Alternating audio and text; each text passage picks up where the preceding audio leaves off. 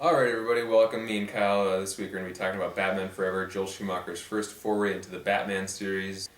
Kyle, why don't you go ahead and tell us what you did or didn't like about the movie. Well, this is the first one that kind of introduces bat physics, as I like to call them, into it. But the first one you see is the opening scene where Two-Face is robbing the bank. Uh, Batman is locked in a safe with that security guard. Right. The helicopter comes by, it pulls out that safe, and then Batman does something to the effect of he shoots a grappling hook, and it makes that incredibly heavy tank that you think would be heavy on one side kind of a perfectly swing back into where it's supposed to be. But that's the magic of just reversing footage, throwing it backwards. That's true. Other than that, my second biggest gripe with this movie would probably be the villains.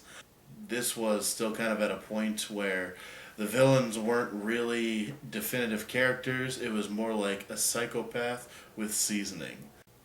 Two-Face, once again, he's just kind of cartoonish and crazy. I really think they could have benefited from doing something a little more along the lines of like the animated series kind of did. Even in this one, they do kind of give you a glimpse of who he was because they show that footage of Batman trying to save him when he's at the court, and he's a normal person. He seems sympathetic, but maybe a couple scenes where they show him descending into madness, a few flashbacks would have helped definitely. anything like that.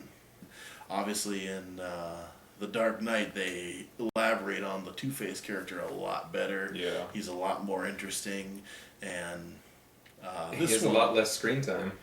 He does have a lot less screen time, but it's a lot more effective when he does finally show up. Another issue that I have with Two-Face in this movie is there's a scene where the Riddler and Two-Face both break into Wayne Manor, and Riddler tells Two-Face not to kill Bruce Wayne. While Bruce Wayne's fighting all those guys in the mansion, Two-Face flips his coin I think like 5 times. Yeah. I mean, it's a small thing. Once the coin decides, that's it. And like I said, I think that kind of comes back to he's a psychopath with a gimmick. Jim Carrey is the Riddler. One would kind of say he more so resembles a Joker than he really does kind of a Riddler. It's enjoyable though. I mean, I liked both villains. I thought that both of them worked together. But this, once again, it was more so kind of the 66 kind of campy kind of villain, kind of more kid-oriented. Definitely.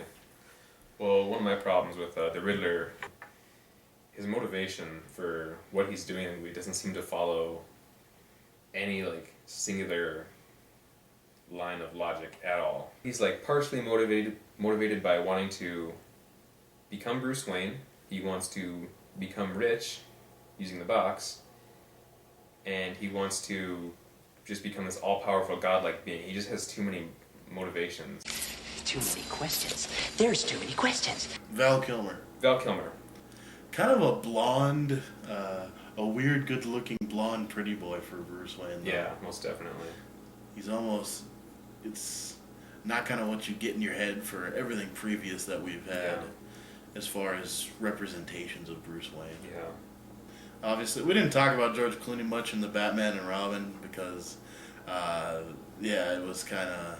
it was terribly written. It wasn't that good.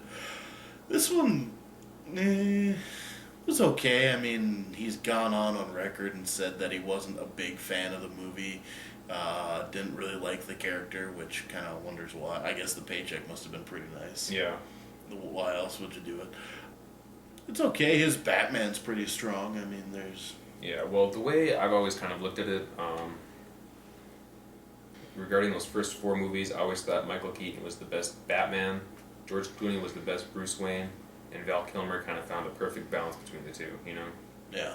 I remember the big controversy when this movie first started being filmed was like Michael Keaton wasn't coming back and Tim Burton wasn't coming back, and all the rumors at the time said it was because Michael Keaton wasn't getting paid enough and he wanted more money, and I always... It's funny thinking about it now because, like, as a child, I hated him for that. It's like the reason he didn't come back was because Burton wasn't going to come back, and what their original plan was to do a movie loosely based on Batman Year One and kind of go back and explore Bruce Wayne's roots and how he came to be what he is, which they don't touch on at all in Batman or Batman Returns. They allude to the fact that he became Batman because of his parents dying. They don't ever explain why he became Batman specifically as opposed to my parents died in the alley, man. You know, I mean, just like Alley man. yeah, they just okay, he's Batman just because. I am the dumpster diver. Yeah, so it's it would have been really cool, I think, to see them kind of come back and do the origin story for this movie, but I guess the studio wanted more money out of the deal because Batman Returns kind of underperformed from what I heard. So Robin, Chris O'Donnell. It was okay. He's a little old for my liking. definitely. And that it's written like he's a teenager, but he's clearly in his 20s. Yeah. It works to the point of when the commissioner says, "Well, thanks for giving this guy a home and letting him stay there for a couple weeks or whatever while he gets everything good." And he says, "You know what? I'm taking off." And I mean that works, but then there's other aspects of their relationship where it feels like he's scolding, a 12-year-old, where, this is a fully grown man. Once again, Two-Face kills his family. I don't know why in this series they feel that everything has to connect. Like Joker had to be the one to kill his parents. It couldn't, just be some guy like it is in Joe Chill. And here, Right. it was Zuko, I think, was the one who killed his family. I remember the animated series, it was just some like random mobster. Yeah, and that's what it is now, Yeah. too, in the comics. It's some mobster that kills them. It gives him motive to go after Two-Face, but I don't think he really needs motive, because, like you said, he comes to the conclusion, kind of like Bruce Wayne does, that he has to be justice in a world where, justice can't always be served. Right. I really like the Robin arc in this movie. But actually, the scene where Robin's family dies is one of my favorite scenes in the movie because it was done so well. It's good. It's impactful. Yeah, I mean, they rescue the Gotham City Circus. It's a really emotional scene. I never really thought about that, but that's cool because that's really the first incarnation of his origin that I can remember, where his family is painted as heroes. You're right. Because kind of Bruce Wayne's is always, they're always looking to improve Gotham. They're, they're well off, but they're good people. They're always trying to help the community. And this is really the only one I can think of where his family is shown as being heroes, and Right. they're the ones who step up to do something. Yeah. Alfred was great. Alfred's always Just great. fantastic. And he wasn't wheezing in the corner for Yeah, time. that's- Somebody wasn't talking to him. That's a plus. I'll get the door. It's probably the Batman movie I've seen the most, honestly.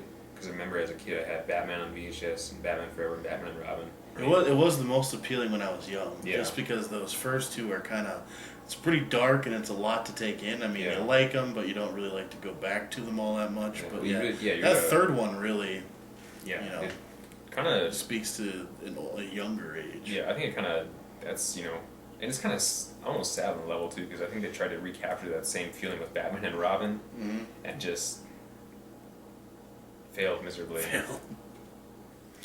And this movie was the first start of when Dick Johnson, the famous Gotham architect, who refuses to make a building that is not held up by an incredibly muscular naked man. Yeah. So it's like Craig and Dick. Craig and they Dick. work as It's a like a pair. pair. They work together like Batman and Robin. Yeah. Okay. Yeah. Making buildings. Instead of fighting crime, they make buildings of naked dudes holding structures. Just awesome. Just awesome. What rating would you give this movie? I'll give this one a solid 7. Solid 7. I'm gonna agree with you. 7 is perfect. All right. So thanks for watching. Please feel free to like, comment, subscribe, share the video. Really appreciate it. Stay tuned for more.